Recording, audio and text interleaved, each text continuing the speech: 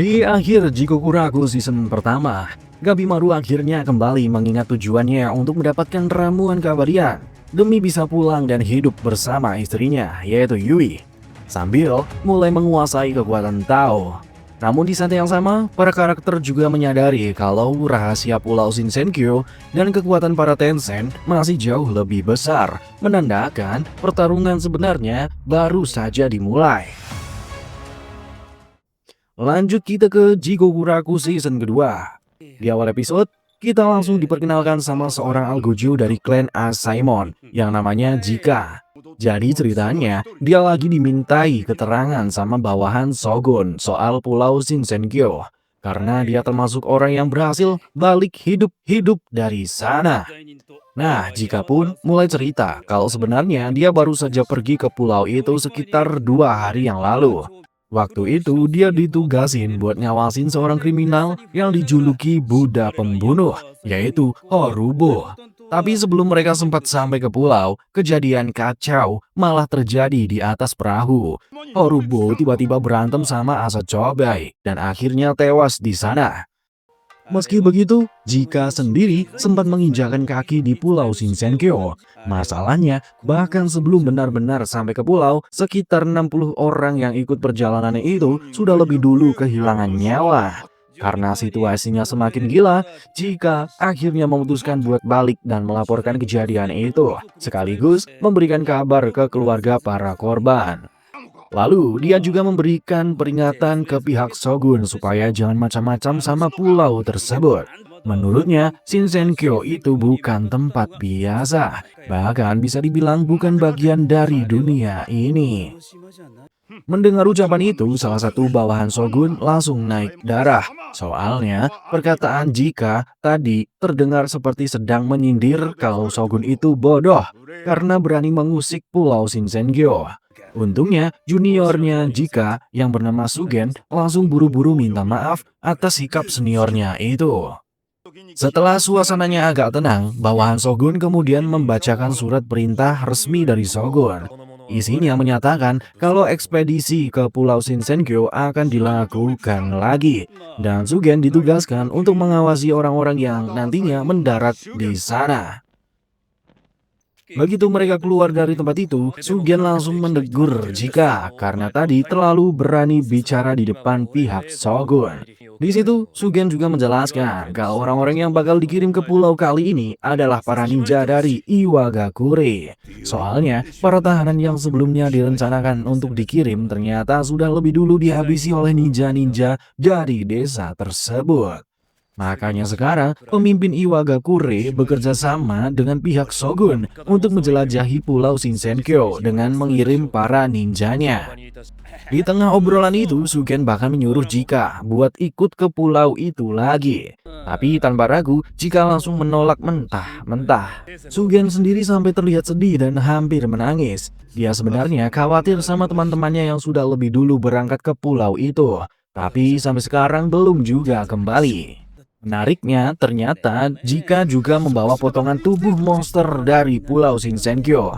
Waktu Sugen mencoba menyentuhnya, dia merasa aneh karena tidak merasakan sedikit pun energi kehidupan dari benda itu. Setelah itu, Sugen menemui 2 ninja dari Iwagakure yang nantinya akan berangkat bersama Jika. Jadi, totalnya ada 4 orang yang akan menuju pulau tersebut. Lalu, adegan berpindah ke markas para Tencent, yaitu para dewa yang menguasai Pulau Shinsenkyo.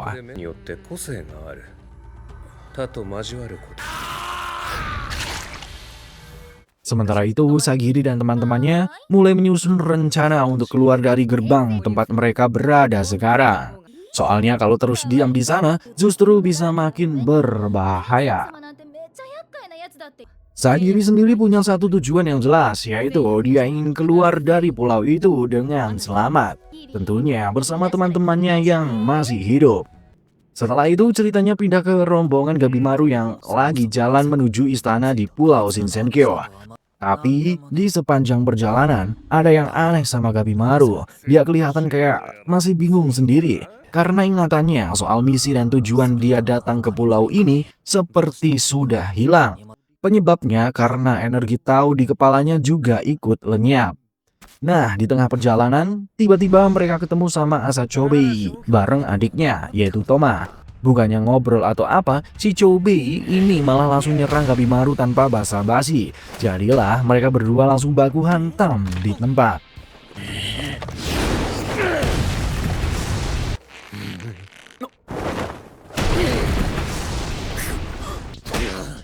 そして資格を奪う Tapi anehnya si Chobe ini tetap bisa bangkit lagi kayak enggak terjadi apa-apa. Ternyata tubuhnya sudah bercampur sama cairan rantan waktu dia dibuang ke lubang sebelumnya. Jadi tubuhnya sekarang beda dari manusia biasa. Di tengah pertarungan itu, Mei sempat memperingatkan kalau tahu milik Chobe makin membesar. Benar saja, nggak lama kemudian Chobe bangkit lagi dan langsung membanting Gabimaru dengan keras. Melihat itu, Kantetsusai dan Fuchi sampai heran. Soalnya barusan mereka lihat sendiri leher Chobe sudah dipatahkan, tapi dia masih bisa berdiri lagi dan lanjut bertarung. Pertarungan pun terus berlanjut. Dari situ kelihatan kalau Chobe sekarang punya kemampuan regenerasi. Meski Gabimaru sempat menghancurkan beberapa organ tubuhnya dengan serang brutal, namun Chobe tetap bisa pulih lagi. Bahkan Gabimaru sendiri sampai terlihat sedikit kaget melihat kemampuan itu. Lama-lama posisi Gabimaru malah mulai terdesak. Serangan Chobe makin lama makin kuat, sementara Gabimaru terlihat agak kesulitan menahan serangan-serangan itu. Melihat kondisi itu, Kantetsusai lalu bertanya ke Mei kenapa Gabimaru terlihat lebih lemah dari biasanya. Mei pun menjelaskan kalau tahu milik Gabimaru sekarang terasa aneh, bahkan bisa dibilang hampir tidak ada. Mei kemudian bilang sesuatu yang cukup menarik. Kalau Gabimaru ingin menang, dia justru harus menerima kelemahannya. Karena menurut Mei, kekuatan saja tidak cukup. Justru kelemahan itu bisa menjadi benih dari kekuatan yang sebenarnya.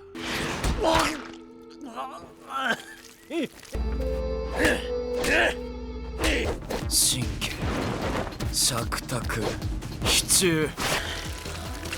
こんなもんかよ。大したことね。 Di tengah pertempuran, Chobe juga menyuruh adiknya alias Toma untuk menghabisi teman-teman Gabimaru. Toma pun langsung bergerak dan mencoba menyerang Kantetsusai. Masalahnya tangan Toma sudah putus, jadi serangannya juga nggak terlalu rapi. Bahkan baru sekali mencoba menyerang, dia langsung tumbang setelah disundul keras oleh Kantetsusai. Kantetsusai sendiri langsung kesal karena merasa diremehkan. Buat dia, serangan Toma itu kelihatan asal-asalan banget. Jadi sebrutal apapun Toma mencoba menyerang, Kantetsusai masih bisa dengan mudah mengatasinya. Di sisi lain, Kantetsusai lagi sibuk menghajar Toma pakai tangan kosong.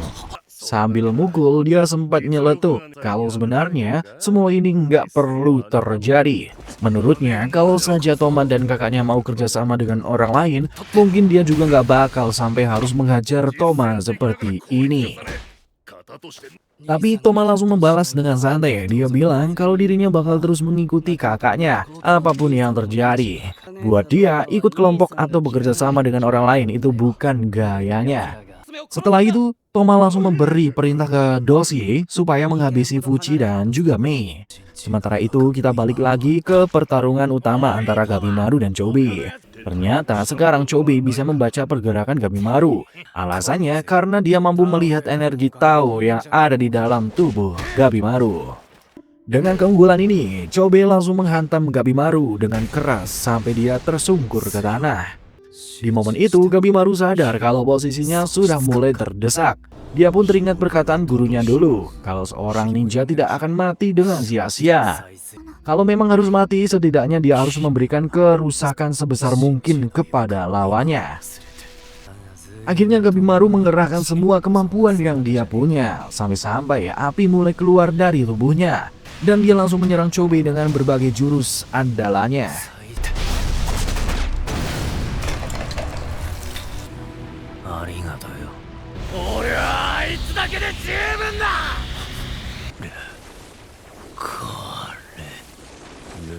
Di situ terlihat kalau keduanya benar-benar mengerahkan seluruh kekuatannya. Bahkan Chobe sampai berubah menjadi makhluk aneh yang mirip iblis. Melihat perubahan itu, Toma sampai kaget sendiri dengan kondisi kakaknya. Pertarungan mereka jadi makin brutal. Saking gilanya duel itu, orang-orang yang melihatnya pun sampai merasa khawatir. Masalahnya ketika Chobe masuk ke mode iblis itu, dia justru kehilangan kendali. Dia sudah gak bisa berpikir normal lagi, seolah-olah tubuhnya dikendalikan sepenuhnya oleh kekuatan tersebut. Melihat kondisi Gabimaru, Mei sempat berkata kalau kemungkinan besar Gabimaru tidak akan bisa menang. Soalnya dia sekarang sudah tidak ingat lagi bagaimana cara menggunakan Tao dengan benar. Di saat Gabimaru mulai berpikir untuk mengorbankan nyawanya demi mengalahkan Chobe, tiba-tiba bayangan istrinya muncul di pikirannya, seakan mencoba menghentikan niat nekat itu. Gabimaru sempat terdiam sebentar karena bayangan itu, tapi pada akhirnya dia tetap melangkah maju, tetap berniat menghabisi Chobe apapun resikonya. Melihat kakaknya sudah berubah dan seperti nggak mengenali dirinya sendiri lagi, Toma langsung panik. Dia buru-buru mencoba menghentikan Chobe supaya kakaknya itu bisa sadar kembali. Tapi usaha itu jelas nggak gampang. Bahkan Thomas sendiri sampai terluka gara-gara mencoba menahan Chobe yang sudah kehilangan kendali.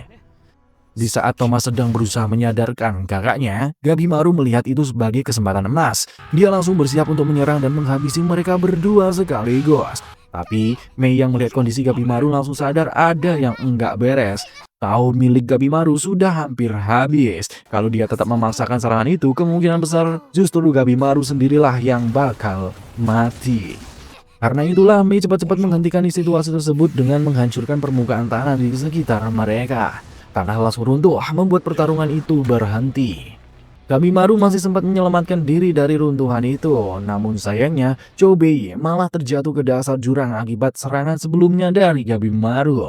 Menariknya, setelah Mei menggunakan kekuatan Tao miliknya, tubuhnya tiba-tiba berubah. Dia yang sebelumnya terlihat seperti anak kecil mendadak menjadi berubah wujud yang lebih dewasa. Sementara itu di tempat lain, Sagiri dan rombongannya yang sedang mencoba keluar dari istana Tensen malah melihat sesuatu yang cukup aneh di perjalanan mereka. Hoko yang bersama mereka merasa kalau manusia-manusia yang datang ke pulau itu bukan orang sembarangan. Soalnya mereka bahkan berhasil membunuh salah satu Tensen. Tidak lama kemudian, saat sampai di depan gerbang, rombongan Sagiri akhirnya bertemu dengan kelompoknya Fuji. Hoko langsung menebak kalau rombongan Fuji pasti datang dari arah sungai, yang katanya merupakan sarang para Soshin alias para monster aneh yang berkeliaran di pulau itu. Dia bahkan terlihat cukup kagum karena para manusia ini bisa mengalahkan Doshi. Padahal makhluk itu memiliki derajat dan kekuatan yang jauh lebih tinggi dibandingkan para Soshin biasa. Di tengah obrolan itu, Fuji terlihat sangat terpukul. Dia masih berduka karena sahabat dekatnya yaitu Senta, si pria gemuk berkacamata, sudah gugur. Akhirnya mereka semua berkumpul dan berdiskusi sebentar. Kesimpulan mereka sama, yaitu lebih baik menjauh dulu dari istana Tensen kalau ingin tetap hidup. Soalnya para Tensen itu jelas bukan makhluk yang bisa dikalahkan dengan mudah.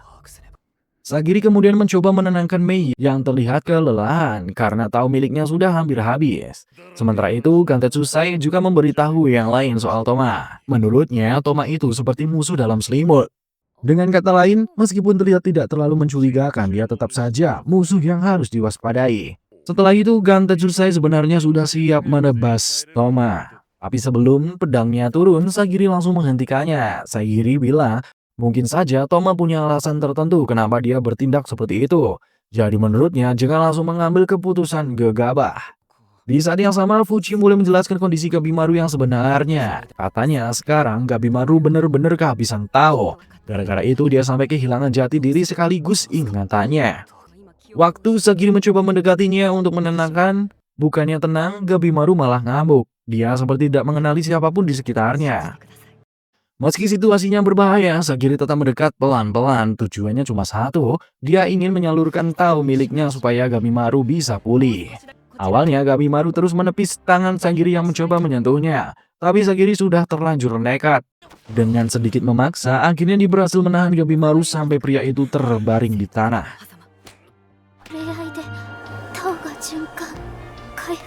Melihat adegan itu, Gantetsusai malah salah paham. Dia mengira Sagiri sedang melakukan Bochi Jutsu, alias semacam teknik bercinta yang katanya digunakan para Tensen.